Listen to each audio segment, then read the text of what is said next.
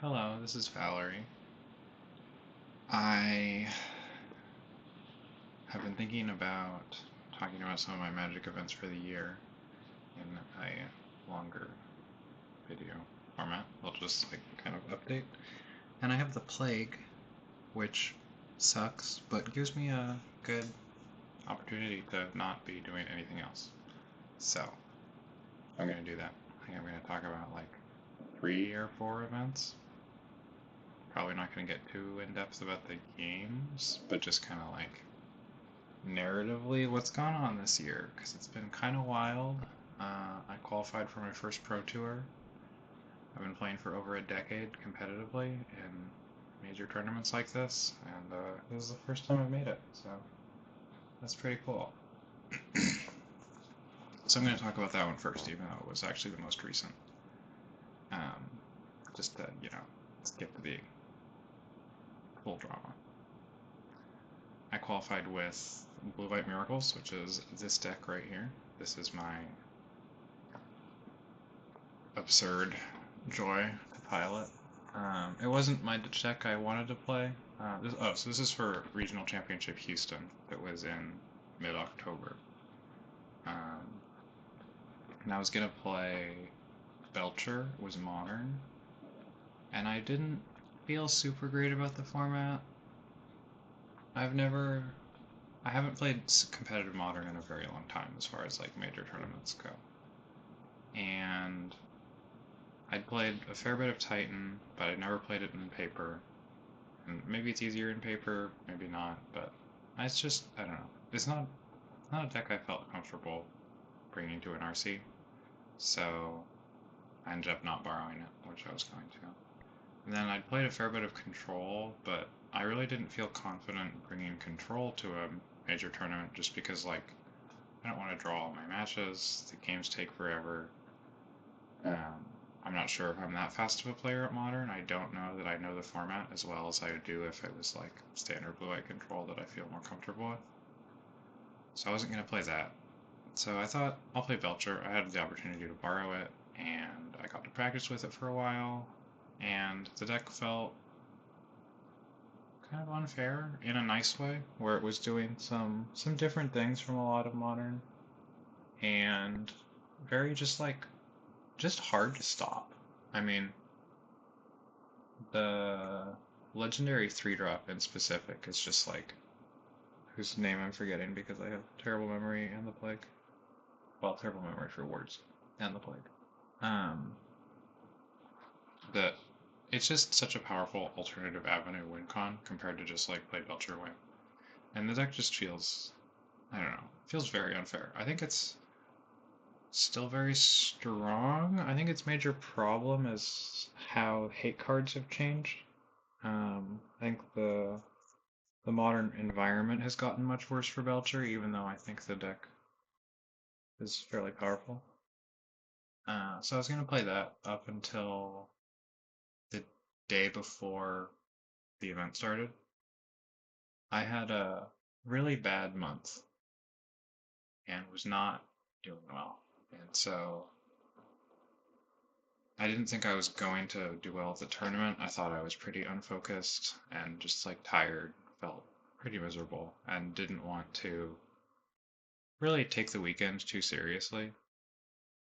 I thought probably I was just going to do very poorly regardless, and it would be a lot better for me as a, like, personally to just hang out with friends, have a good weekend, and hope that I enjoy my Magic matches and just kind of ignore the results. I'm probably going to 0-4 drop, and that's fine. I'm here for the vibes, I'm here for the friends, and, the gathering. So that was kind of my thought. So, with that in mind, while I was packing for the trip, so the night before my flight to Houston, when I'm packing, I put this deck together in about 20 minutes. And just to play for fun. Because, like, I love every card in this deck. Like, that's the thing about Blue White Control and Modern, it's just like every card is so sick. Like, when you're drawing in a turn, like, maybe the card you drew isn't good for the game right now, but it's a really cool card you're happy to see because you like it. So that's kind of cool. And yeah, where am I going with that? Oh, yeah, so I packed it for side events. And then I get there on Thursday. I go to the convention on Friday before the tournament. I play a fun match with a couple friends. I do really well in those. And I'm like, damn it, this is really cool. Like, I get to play Terminus. It's been a long time since I've played with Terminus in any format, and I've never gotten to do it in paper. And it's really sick. So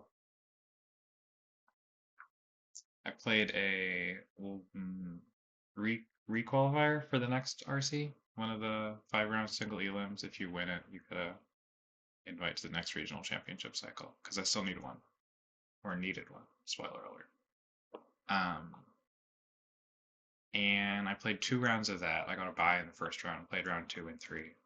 And in round 2, I had this incredible moment where my opponent is attacking me with Emrakul, the Promised End, and Ice Still Explorer, and I'm at 17. This is gonna put me to 2, and that's just like bad news. Not a good situation to be in. And I Brain Surge with 1 land left untapped, and flip a Natural Miracle Terminus off the first draw in their combat step. And my opponent had no idea Terminus was in my deck because it's, not open list in the side events. And their face of just like, no way. And it was like, wow, the deck chose me. This is such a joy. So just had some awesome moments. Ended up starting that side event 3-0 and then dropped before the last 2 rounds so that I could like rest and sleep before the actual tournament. Because you gotta get up a early time for a 9 a.m. event, and then I can like get dinner, see the friends, all that stuff. So I dropped it 3-0, but it was really fun, and I was like, I gotta play this deck in the main event. It's just too much fun. Like this is the one that will bring me joy, whether or not I do well in the weekend. And that's what I'm here for. I'm here for the joy. So I did. And long story short, I did incredible. Drew my first round unintentionally, like a classic control player. I swear it wasn't my fault, like every control player says. But really, this time? Actually, that's not true. It was my fault. It should have been a 1-0-1 win, and I misplayed really hard to allow it to be a 1-1 draw. So it sort of was my fault. It's not my fault we went to time. It is my fault I didn't win the match. And then I started just like winning a lot of matches of Magic the Gathering. I ended day 1 7-1-1, and it was just wild. I remember texting a friend partway through, and I was like, I keep winning, and that wasn't what I expected out of this weekend. And I said something like, yeah, don't get ahead of yourself, stay locked in, etc., etc. And I was like, yeah, no, I'm not assuming I'm gonna do well overall or something. It's just a funny start. Did really well. And when I went to sleep, I had done the math, so I knew day 2 would be 2 wins would get me a chance for a top 128, which is the recall, and 4 wins would get me into the Pro Tour at 7-1-1 after day 1. I had done the bracket math. So what I told myself my goal was is I want to win 2 matches in day 2.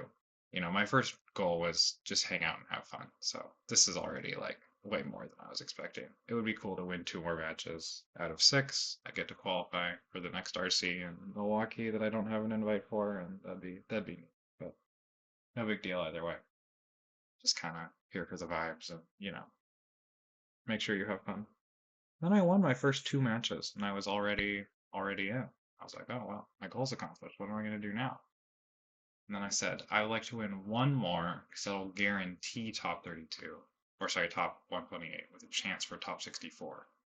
And that would be cool, because then I'm not on tiebreakers for my invite the next RC, and I get maybe more money, and it's just like, chill, good vibes. And then I, of course, immediately win that match.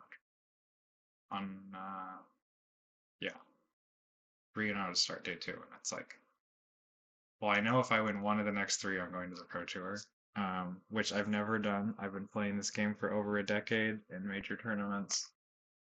I've been trying to do this for so unbelievably long, and it's like there's no way this is how it's happening. It's not. There's no way it's the for fun miracles deck that's just here for the memes. And yeah, so I told myself, your goal is not to win one of the next three. Just like have a good time, play fun spells. Whatever happens, happens. Try not to get like too invested, just because like I was, of course, I was already mentally not doing well this weekend, and just try to like chill out, have a good time. Don't think too hard about it. You don't want to be like completely soul crushed if you don't make it. And then I immediately win round four. So I started day 2 4-0, and I'm locked for the Pro Tour, and it's just like unreal. I won that match, got to hug a friend, called my roommate, cried for half an hour. I don't know. It's hard to like express. There's a lot of people who qualify for the Pro Tour. Some of them do it really quickly. Some of them have played Magic for a long time, some for a very short time. Yeah, I had a friend who qualified who's only been competing for like 3 years maybe. But I don't know. Something that's like hard to express to people who haven't played Magic as long is like having like been in and around the scene and the history for more than my adult life. It's just like this is like part of my like history and mythology of like what I've strived for in life and looked up to and wanted or like dreamed of in a way that I don't think is quite the same for people who haven't played as long. Not that it's not a big deal for them, not that they aren't happy about it, but there's a like, holy shit, there's like some tiny child version of me dreaming about this years and years and years and years ago, and I get to be like, you're actually gonna make it. And I didn't know if that would ever happen. And yeah, she's gonna go. That was pretty unreal. Yeah, I had 2 more matches left that day that were technically actually both win-ins for top 8, but I did not. I've never been less locked in for an important match of Magic in my life. It was just like it doesn't matter. Like I'm on cloud 9. I made it. This is incredible. Like what's left to play for? Like emotionally, the difference in prize or the extra invites or whatever was just like I don't care. I'm going to the Pro Tour. Like this is what counts. So I ended up losing both of those. I don't remember them super well other than a misplay that was like kind of silly that I had thought about ahead of time and then just kind of autopiloted. But it was just like, oh my god, you're gonna go. So I'm gonna get to go play in Pro Tour Lorwyn Eclipsed and end of January. This is the deck I used to do it. This is my Miracles deck. It's pretty spicy. We've got a Jace, a Big Teferi, uh, Terminus Brain Surge package, of course. Um, Before this event, I posted something that was like, here are my, or like I said something like every control gamer has a pet card, and I had like, instead of just posting one, it was like Celestial Colonnade, Terminus, Brain Surge, Big Teferi, Jace the Mind Sculptor, like plenty of cards. They're like, why is that in Scepter Chant? I feel like Scepter Chant's a lot better without those. And it's true, it is better without those, but like, wow, they're really sick cards. And yeah, this is that deck. This is my 2 Eris promos. There's the non-foil you get just for showing up, and the foil you get for top 32. That was pretty awesome. That was pretty sick, honestly. And then also just for fun, I want to show the tokens that I bring, which I didn't get to use because nothing in my deck makes tokens, but I bring them anyway just for fun, just in case. Got a growing collection. Yeah, so that one was pretty sick. I can't tell you that much about the games. I know I played a lot of matches that went at or close to time, and yeah, it was awesome. There was kind of a funny thing where I'm not sure how many of my opponents were aware you can consign to memory a miracle trigger, um, and I did not inform them that they could. So that I think came up a couple times, and I maybe got a little fortunate that people didn't know. Maybe it makes the deck a little bit worse if they do, but you know, it's really fun, so it's okay. But yeah, that's uh that's my that's my miracles deck that is somehow taking me to the Pro Tour. Yeah. Wow. Backing up a little, or maybe all the way. My first regional championship I played in was in May in Minneapolis. I played Omniscience, which I have over here, I think. Yeah, here's Omniscience. This is the deck I played. It was pretty much the stock Team Tricani Omniscience build. It was my first RC. I really loved the deck. I've been playing Omniscience for 5 months at this point. Pretty much the only deck I'd played the whole time. It's just like a total blast to play with. The very simple combo is you discard an Omniscience with anything, you get it back with a Bow's Awakening, and then you get something like a Rolling Dragonstorm and two Morong River Regents, which can then bounce each other in the Dragonstorm to draw through your deck. And then Founding the Third Path mills your opponent for 4, and the two Morongs can bounce each other in the Founding to mill your opponent out infinitely. So it's kind of a silly Omniscience combo control build, but really a blast to play with. I really enjoyed the ways in which you both got to play very much like a combo deck and very much like a control deck. Especially sideboard when you bring in like Bezas, Overlords, more counter magic. Excuse me. Um, yeah, you get to be both. Best of both worlds. This was my first RC. I was kind of the story of my year as I was not doing very well mentally, but maybe it's just the story of my life. But I really, really loved the deck, so I was really excited to play in this tournament, actually. I was like really looking forward to it. It's the first RC I've ever qualified for. It was my first RC win in like February, I think. Or sorry, RCQ win was in February to get to go to this. I top 8 like 7 RCQs in a row or something without getting an invite, and it's very silly. But I got this one. I 2 weeks I think before this tournament, I'd played Magic Online Super Qualifier in Standard, and I got top 4 with Omniscience. Basically the same build, maybe the exact same build actually. Had to play Willie Adel twice and some fun control-ish mirrors. He was on Jessica and I was on this, so it's almost a control mirror, but not exactly. But yeah, that was pretty sweet. And so I was feeling really confident. Like I felt like I really understood the deck, I understood the meta, felt like I was playing really well. And I did pretty good. I remember starting day 1, I was 4-3 in the beginning, and I still had to win 2 more matches just to make day 2. And I've been kind of like chill vibing for the day, and then it was like I had the like full lock-in brain where it was like, okay, no, I swear to God, there's no way I'm not making day 2 after this. And won the next 2 matches, and then went 5-1 on day 2 to go 11-4, which was 1 win shy of a Pro Tour in my first RC. I got 49 of making top 52. Lost lost a pretty rough match day 2 to a really nice Cutter sequence, which was kind of the story of the format. But I was still 3-2 against Cutter in the tournament. But that loss was like, let's see, they had Slick Shot in hand and Stock Up, I want to say. And their only thing on board is a Cutter with nothing on it. And I have a Morong to block. And they go Slick Shot, Stock Up, uh, Trigger Cutter, untap land, Flood Maw, Monstrous Rage for lethal, using all of their mana. And at the start of this turn, all they had was the cutter and the stock up, and they top decked the land, I think.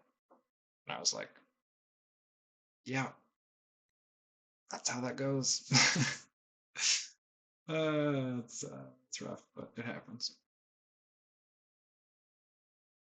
So I didn't make it in that tournament, but I did really well. I was really, really proud of that result. I felt like that was pretty incredible for my first RC. My goal was like, I would be really cool to make day two. Like, I'd be pretty proud of that. And I ended up crushing it on day two. So that felt really nice and was like an awesome start to the year. And like, well, start to the Magic competition of the year. Felt really good about that. Magic's a hard game. That I've played for a really long time, and I've had very okay results for that really long time. I've I don't know, I've just had a really long time of trying really hard and not making it. And it's nice to feel like I'm finally playing a bit better, more reliably, more consistently, getting better, and having more fun, I think. So I really enjoy Magic, and I think one of the things that helps me a lot in these formats that people don't like as much, like VV Cauldron or Cutter, is just like I love Magic the Gathering a lot. So I'm still gonna have a great time in these kind of frustrating environments for a lot of people. And I think that makes it easier to focus and do well. I went to my next major tournament was MXP Phoenix, um, which was in August, I think. I played the standard 20K. It was really funny because I talked to a friend before the event, and I was like, I really need to play Modern in the 5K on Sunday because I just really need practice in Modern. But I'm way better at Standard right now, so I know I'm gonna day two the main and not get to play any Modern. And sure enough, that's what happened. I borrowed Is It Cauldron from a couple of friends who put it together, and uh, I'd played it just basically just that week. Um, I played three Magic Online leagues, went like 12-3, and I was like, damn, this deck seems pretty strong. So I played it in Phoenix. Here is the build I was on. A friend got it for me off the internet. 'Cause they're much more with it on all the different decks and stuff, paying more attention. Whereas I'm just like kind of vibing. So I just trusted and played it. It worked really well. The deck's pretty disgusting. This deck has a really simple combo. You get Vivi in the graveyard, you exile it with a Soul Cauldron, and now all your creatures with counters make mana. And it just goes on forever. And you never stop drawing cards and making mana, drawing cards and making mana, doing disgusting things. I think I had a game I burned someone out from like 11 at the tournament. And just a lot of other really funny, absurd things. There are a few feature matches from this. I think I might link the stream description along with all of the deck lists for all these things. But yeah, I did really well in this tournament, which to me was like comical because I don't know. It's kind of hard to explain the feeling of like trying really hard at something for a really long time and doing okay. And like, there's a very real way where it kind of felt like I'm going to be okay at this game and I'm never going to have an incredible result, and that's fine. And then, you know, incredible result in my first RC, great result in that online super qualifier. I got a top 5 at the Santa Clara 5K a few months ago. And then I'm in Phoenix and, hanging out with some friends who are like, wow, you're like incredibly good at this game. And I'm like, you wouldn't think that if you looked at my last 10 years of results. You'd think I was pretty good. But this year it's working out. So I went 7-1 in day one of Phoenix. I won my first 6 rounds and didn't play a single VV mirror in any of them. And then round 7, 8, 9, 10, 11, all VV mirrors, quarterfinals VV mirror, semifinals VV mirror. So then it was like 7 in a row or something, which was like, yes, the VV meta caught up with me. But I lost round 7. And then won round 8. Played uh, some pretty good players this tournament. I played Jesse Hampton round 8. I played Eli Loveman in quarterfinals. Played Nam, whose last name I'm forgetting. I'm sorry, Nam. And the first round of day 2, and also in semifinals. Um, I ended up going overall 12 wins and 2 losses. I had a loss in round 7 and a loss in the finals. The semifinals and the finals only partially count because we split prize at top 4, but that was pretty cool. But yeah, I'll post those the future matches. They were very fun. I had 2 really fun matches with Nam on future that I think we both had a good time. And the semis match had what do you call it? Table mics. So you can get some of the banter, which I think some people thought was incredibly annoying and some people thought was very funny. But hopefully it's at least clear that, we'd already played and talked a bit, and I was like, it was very clear that he did not mind having a more banter kind of game. And I'm very happy to shut up and not do that at all when my opponents are like not talkers. But if you are a talker, I will talk at you, and we'll have a good time. And Nam was okay with talking, so there were some funny moments of that coverage.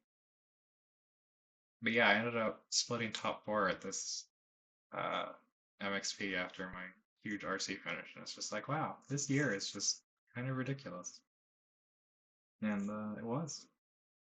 I don't know totally what was going on there, but it's been going really well. And then, oh yeah, there was one other I wanted to talk about.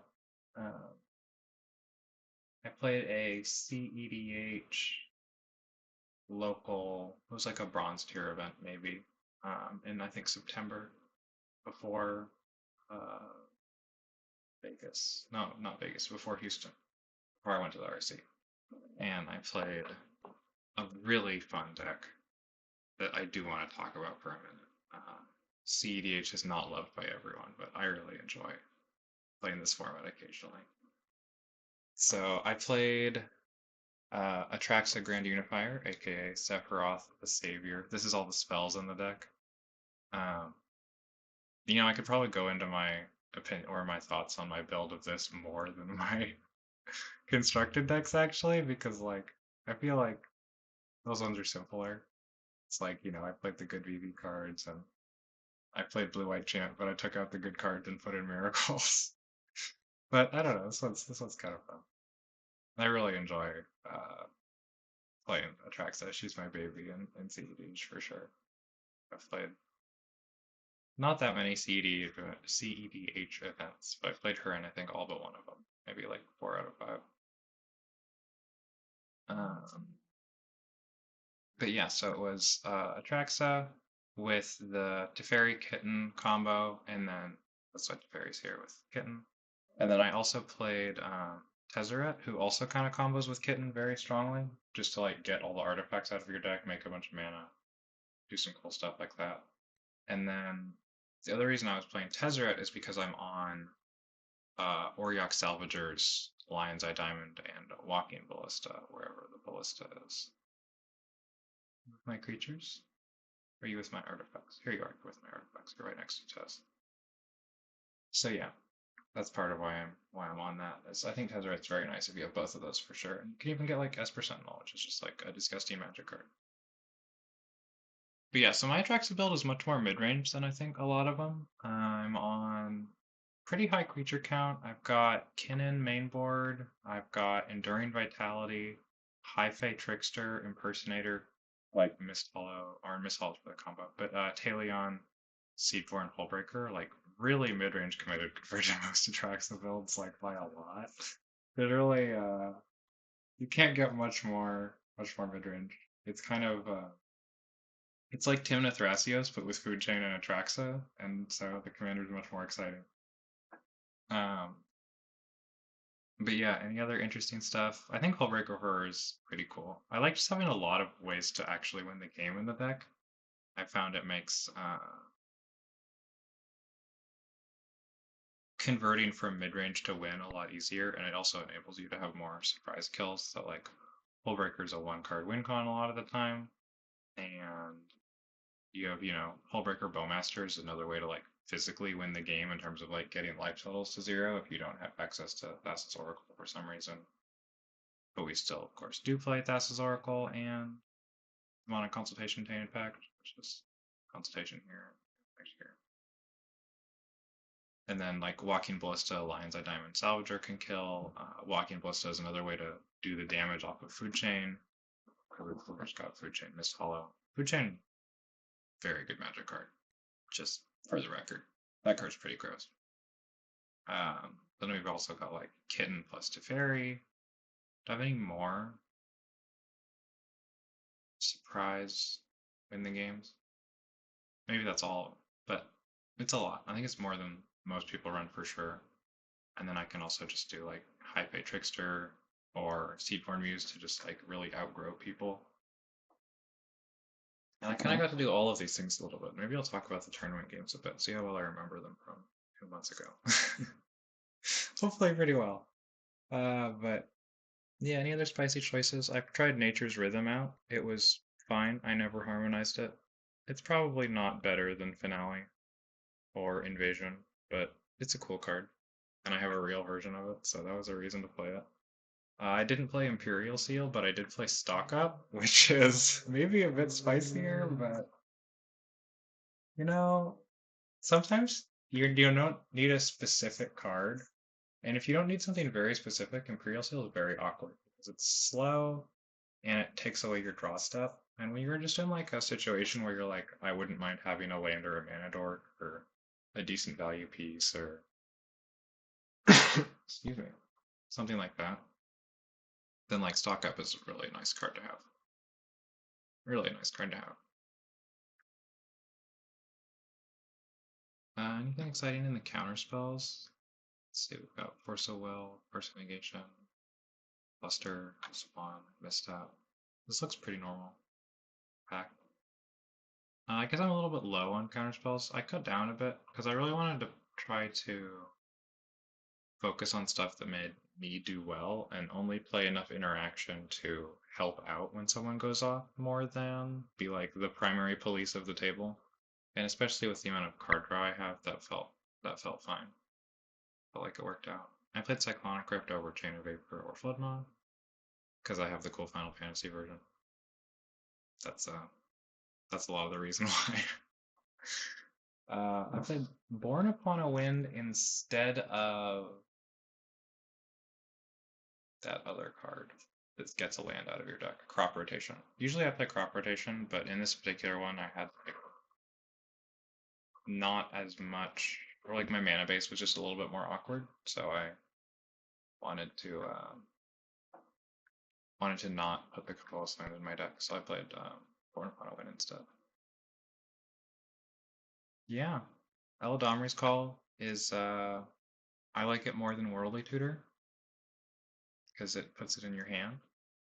Wow, I know that's pretty wild take, but it's true. Come on, Court of Calling. So I guess I'm really committed to a lot of these like actual value cards instead of just like win the game tutors. Is really the TLDR of the deck. Basically all the cool artifacts. Um, Played 4 talisman effects or like 4 signets and the mana dorks just because I'm like really committed to making mana and playing Kinnan and drawing cards. I've got Basalt Monolith in here still. So there's a lot of games where you just go out of control of just by growth. Mystic, Ristic, Necro, but no Adnons because my mana values are so high, but Necro is of course just disgusting no matter what. And then Food Chain, Smothering Tithe. So those are pretty cool. Let's go ahead and look at the lands for a second. Pretty normal. Pile of fetches. How many is this? I played 9, so I did not play. Looks like I didn't play Arid Mesa, which makes sense. So I played 9 fetches, 6 duels, and I played an Undercity Sewers. which felt good. I thought it was a good card. I liked it. Thought it was. It's just I don't know. It's only it takes up one slot, and being able to fetch it just on any turn you don't need the mana is just like nice. The same way it is in 60 card. You almost never draw it because it's a one of. You're never. Yeah, I don't know. It seemed good. I played Saga. Oh, this is one of the reasons I didn't want to play crop rotation. Is because I'm playing extra colorless lands with Urza Saga to help with Oriok Salvagers. Basically, it's another way to get Lion's Eye Diamond, and just also just good card. Real Ancient Tomb. Pulled that one out of a pack like 2 weeks before this event, so I got to play with a real one. Kind of sick. I also played City of Traders because I had so many talisman effects, and just like when I was running through mulligans with the hand with deck for a while, one of the things I ran into was like I really want my first few turns of the game to be really reliably consistent and not like 3/4 of my hands can't do anything until turn 4. So City felt like it really helped that with all the mana rocks that I can speed out, and also just like casting some more expensive stuff earlier occasionally. Which is again another colorless land. Otawara Beseju. Real Otawara. Nice. Guy's Cradle. Bujer buff 13 City. This is the City of Brass, the Final Fantasy Store Champ promo. Got that one for myself. Just gotta beat people at standard. This is a Cavern of Souls because I was lending it to a friend. Actually, I think they still have it. I'll probably get it back at some point. Who's using it for standard, I think.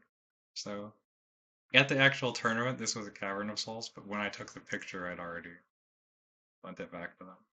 And then, yeah, pretty normal stuff. And then I have one other cool picture that I just wanted to show, which is this is all the cards in the deck I actually own.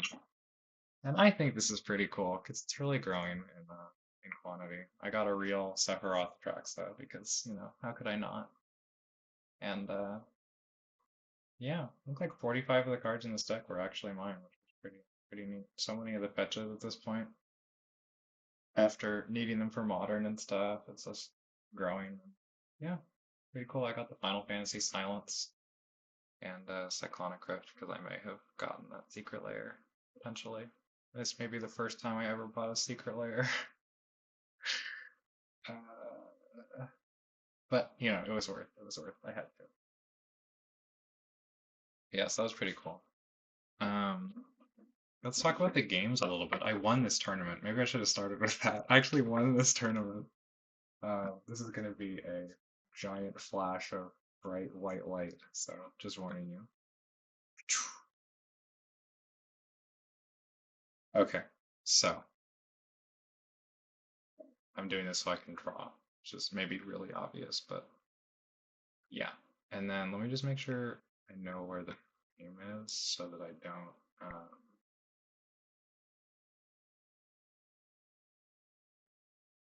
try to draw somewhere you can't see. Because only a small portion of my desktop is being recorded. Okay. Cool. So now I will only draw inside this box. You got it, self.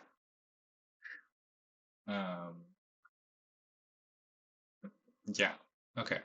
So game one was kind of spicy. It was there was like Essica, and then Rogside, Rowan. This is really professional handwriting. And then me.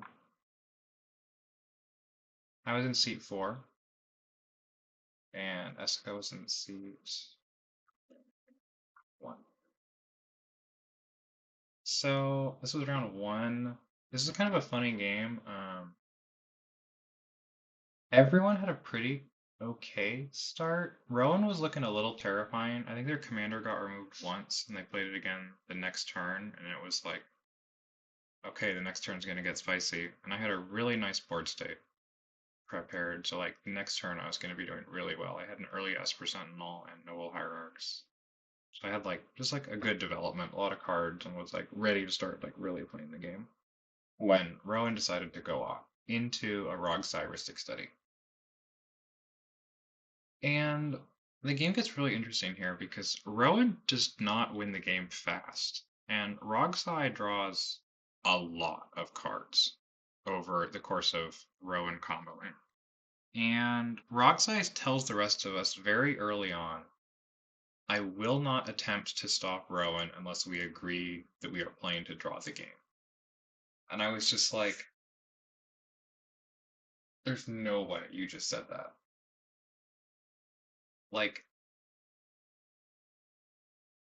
you have a Ristic going on, drawing cards. Surely it's worth it to you to just interact and continue playing the game.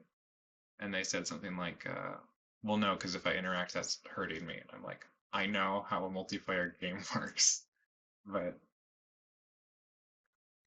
surely you think you can win after the Rowan player gets stopped. And I didn't say that part, I just couldn't imagine why. But I didn't want to draw, so I refused for a little while until like Rowan was getting really out of control. And then I agreed to work with the other players to stop it, and they wanted to play for a draw afterward, which is what ended up happening. After a really long, complicated turn, where Rowan tried to win over the top of a silence. Um, and then the silence ended up getting countered, and then there was a brain freeze to mill Rowan out, and then Rowan tried to win on top of the brain freeze and ended up not quite being able to. But after that, I was talking to the Rogsai player, and I'm like, you had drawn like 25 cards that turn. Like, surely you had something. And they had a Born Upon a Wind in hand and 2 mana, which is only enough to cast it. I realize you can't play anything else unless you have any zeros. But like,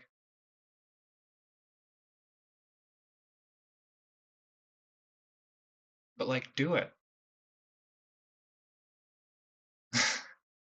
I don't know how else to say it. I was just really confused by like, why would you not go for that? Like, just let the game go on. Like Rowan is playing 100 spells to kill all of us. You're drawing cards, drawing cards, drawing cards. You even hit one 0 mana rock. Like you're gonna be off to the races, and you're probably gonna be able to win the game at instant speed. So I don't know why you only went with an agree to draw deal. And the other thing is like, okay, let's say you swap to I'm gonna try to kill everyone, and we all have to work together now to stop you. That's still a situation where either you win the game because we can't, or you get a draw because we all agree to draw to stop you. It's just like I hate the whole agree to draws thing, and this just felt like one of the worst moments of it in a CEDH game, and I was just like, this is very silly. But it's fine. So game one was a draw. It's 0-0-1. Meh, meh. That's zeros on the one. There we go. Round two was pretty neat, I thought. In this one, this was T and K in seat one, and then me, and then Sultai, Thras. I don't remember who their second partner was, but it was Black, Blue, Green, Thrasios, and then another T and K.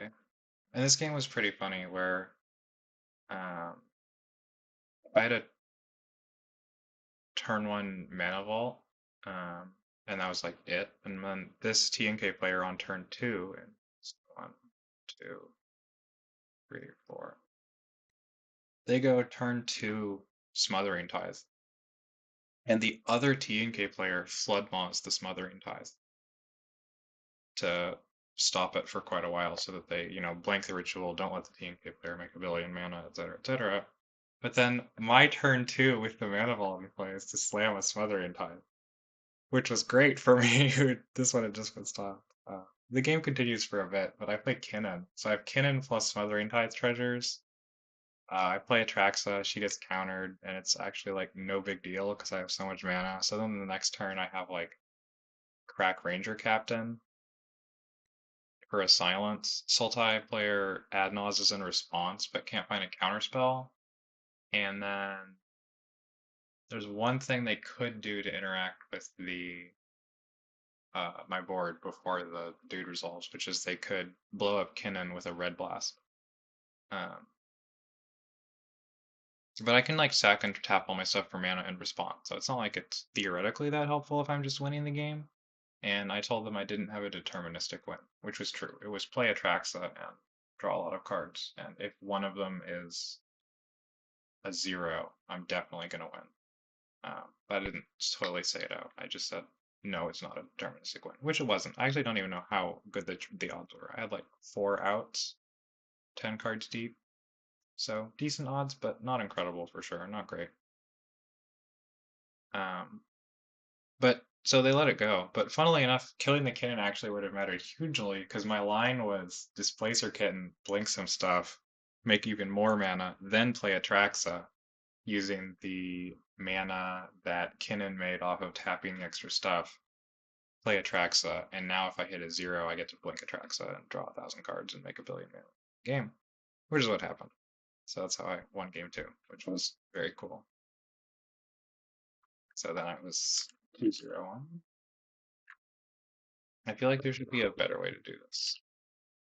And I'm realizing that the answer is there's an eraser tool. And if I was perhaps slightly wiser of a person, I would have figured that out immediately. But instead I am very silly.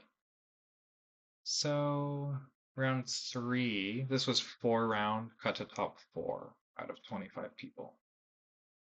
So round 3, it's me, and then this was Krark,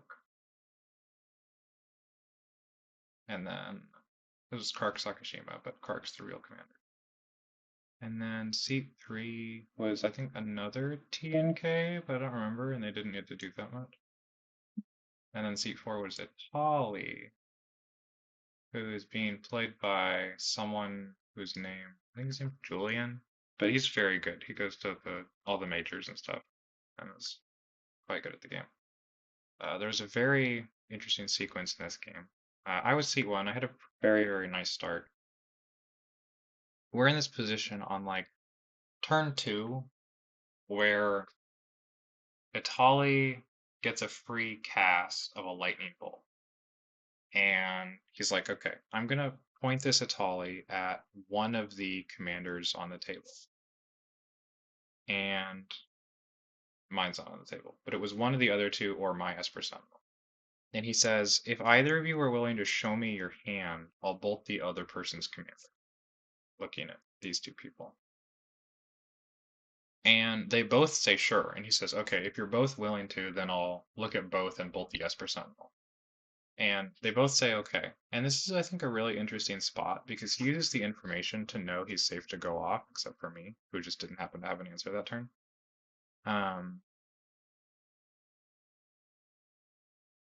But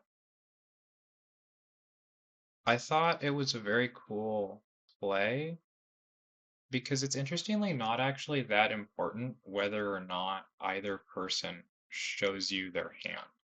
Because if you're like an amateur CEDH player, you probably haven't been asked a question like this before, and it's very hard to know how to respond. Because if you say no, you're giving up a lot of information that you care about your hand, unless you are very experienced and would like always say no. But if you're an amateur, that's a lot of information to just say. And if you say yes, obviously it's huge. And if you even just like stop to think about it for a while and eventually say no, like just like how you respond is just so informative about what's going on. So I thought that was a really cool play where it's like there's actually no good option for anyone involved. Just because they haven't played this format enough at like that level to have an immediate like prepared response that will mask what they're doing. And if you end up getting to see one person's hand and killing the other person's commander, then that's also pretty valuable, even if they want to want to stop you, because now they're also behind anyway. But yeah, so Italia ends up going off and hitting some really good stuff and winning the game. This was seat 4 and I was seat 1. So this is kind of a sad one to lose because I was in such a good spot and a win would have locked top 4. Um, but it was a really nice play, so I didn't, in that sense, I didn't mind losing.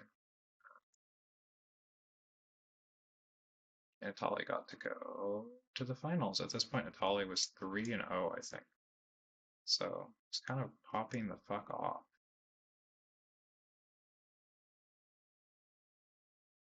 Ba-da-ba, ba, ba. And then round 4 was Kinnan. And then Jeskai. I don't remember the name of this commander right now, because my memory of words is questionable. And then this was Hymna, Thrasios, and me. 1, 2, 3, 4. Kinnan had like a turn 1 Remora and just like an insane lead. Oh, this was Alesha. That's the name. Who was doing like Sensei's Divine Top, Helm of Awakening to just be able to like draw through their deck. They had like a really good situation going. But very early in the game, I actually played an Orchid Masters in one of these like draw lots of cards turns. And I just started pinging the Alesha player because they were drawing so many cards, and the Kinnan had a Mystic Remora that would also draw them a billion cards that I could also use to ping the Alesha player. Um, and we end up in this very funny spot where the Alesha basically is committed to going off because of how bad their board state is in terms of like they're gonna die to combat damage. My like 25/25 orc army. So they have to try to go off at instant speed and they're not able to before the orc army kills them. So now I just have like a 40 power orc army. And the turn gets to me because TNT was on like a Molda 4 and couldn't do anything after the Alesha whip. And I just kill Kinnan with combat damage, and then in second main, now they can't use their 45 cards in hand from the Remora. They were tapped out, so they couldn't stop the army. But in second main, I'm just able to do a very long combo sequence and eventually win the game. This game and game 2 were both won with Kitten and Teferi. Whoops, that's a ruler. Which is, I thought was pretty neat. Usually a lot of my wins come from like food chain or well, food chain. A lot of my wins come from food chain. But I had two games where my technical win condition was the very kitten. Kitten's kind of a fucked up card. This game I think I had like an Eldritch Evolution for Displacer Kitten. I was like, okay, now I'm gonna get to do this until I win. I did.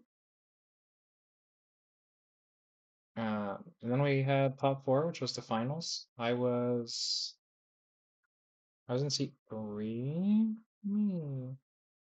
Seat 1 was Atali. Seat 2 was DNK. And seat 4 was the Kark Sakashima player. If you weren't on TNK, I'm sorry. This is a different person from the last game, but in both cases it was someone who I think may have been on TNK who did not get to do very much. Um,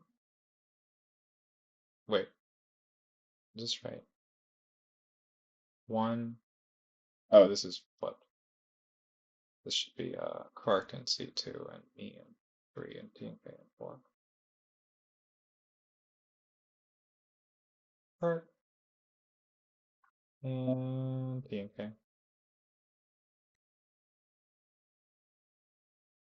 But this game was very neat. Atali did get interacted with to not be able to instantly kill us on like turn 2 or something. Clark had an incredible start and had there's a really neat sequence. I had turn 1 Gemstone land Esper Sentinel Noble Hierarch, so I had a pretty cool turn. And then my turn 2 was just like Ranger Captain go because I needed something to be able to like basically bargain with people not to go off. And my starting hand had um, Demonic Tutor and Thassa's Oracle. And I kind of knew looking at this pod that the whole game, I was probably not going to get like a mid-range win. It was going to have to be find a really good window to just win the game. And we have this fascinating spot where Clark has been really asking me to hold my Ranger Captain for Itali. And I'm like conceptually down, but then they do something very strong. They play like the Archmage that draws a card every time you play a spell or copy a spell. And it's pretty clear with Clark in play that like they can probably win the game here. And I talked to them for a while where I'm like, I would really love it if you just would pass turn here so that I could hold my Ranger Captain for a potential Atali combo. And when they said no, it was like, okay, obviously you're going to win the game this turn. And potentially you can even do something very strong over the top of the Ranger Captain sacrifice. And so with that in mind, it was like I have to do it. But really I was trying to bargain because I really wanted to crack it on my turn to protect my own combo. But they end up playing a ritual with the Archmage on the stack and the Ranger Captain on the stack. And they get like something from it, but not that much. And they end up just having to pass tapped out with like a Dream 7 combo hand and the Archmage in play. But they don't have interaction. And on my turn, I'm able to go like Gaia's Cradle makes enough colored mana, or I guess it pays for all my colorless costs in this combo. There's a part where I realize I need to like use Tainted Pact instead of Demonic Consultation because I realize I'm actually dead to any non-creature spell if I combo off here because I have an Esper Sentinel in play. If I go Thoracle, Demonic Consultation, mill my library, anyone can play a non-creature spell and just choose not to pay. And I die to my Esper because it's not a May draw like Rhystic and Mystic are. It's a you just have to. So that was kind of a terrifying moment, and I ended up realizing that before I Demonic Tutor, and I grab Tainted Pact instead. Um, so I can leave myself with 2 cards in library, which unfortunately leaves me dead to a kill spell, just killing the Thassa's Oracle. But I can't do both, so I just kind of deal with that and hope for the best. And it does work, and I do win, which is very exciting. I won a CDH tournament again, maintained my 100% conversion rate, and I'm 2 for 2 on the year. It's kind of neat. But what I did think was kind of cool in the finals, there was actually a better line, I think, that I could have gone Demonic Tutor for Food Chain, because I had 3 creatures in play, and just go Atraxa, play Atraxa like 3 times, and realistically, there's like little to no chance I don't win off that, and then I'm not dead to a kill spell, which I think would have been a really nice line. That I didn't find. That the Tally player was like, I thought you were going to get Food Chain there. I'm like, oh, that would have been a good idea. But I was just looking at this Thoracle in my hand the whole time, and I was like, I really want to win with it. So maybe a little bit of a misplay there, but it worked out, so it's fine. And it worked, and I won. And yeah, so it's just been a crazy year. I just had so many really successful Magic events, like way more than I'm used to or than usually happen. Um, yeah, I don't know. It's been a wild year. It's been really rough in a lot of ways, and really sucked. It has been, I guess I would say, very high highs and very low lows. But the Magic's been pretty good. I 0-3'd my last one like a week ago because I got COVID. It was a very funny thing where I 0-3 the main event and I'm talking to someone and I'm like, I think I might not just be tired, I think I might be sick. Because like I made some misplays that I don't think I would make. Which in some ways it's really good. I turned out to be sick. That would have been one of the maybe most arrogant statements of my life if I said I'm too good to make this misplay and then it turned out I had just made the misplay, but no, I felt kind of like brain fog, tired, and etc.